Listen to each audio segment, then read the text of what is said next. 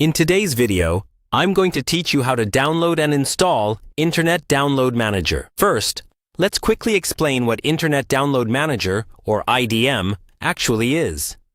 It's a tool that helps you manage and speed up downloads from the Internet. It can pause and resume downloads, organize your files, and often download files much faster than your browser alone.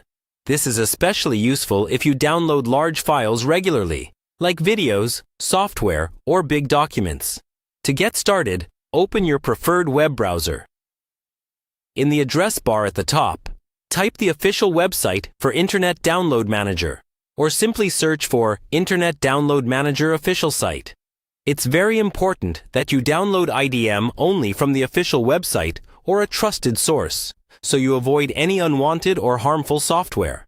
Once you're on the official site, look for the download button on the home page. It's usually easy to spot. Click on the download link and your browser will begin downloading the IDM setup file. Depending on your connection, this may take a few moments. When the download is complete, go to your Downloads folder or wherever your browser saves downloaded files. Find the IDM setup file, which is usually named something like IDMan or IDMan setup, and double-click it to start the installation.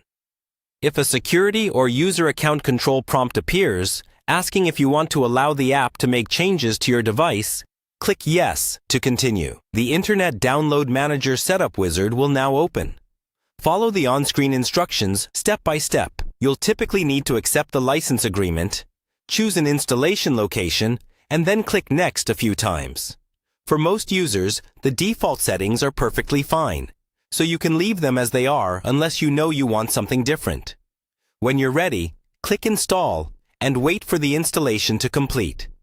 This should only take a short time. Once it's finished, click Finish to close the setup wizard. At this point, IDM may open automatically, and it may also integrate itself with your browser. If your browser asks to enable the IDM extension or add-on, allow it so IDM can catch and manage your downloads.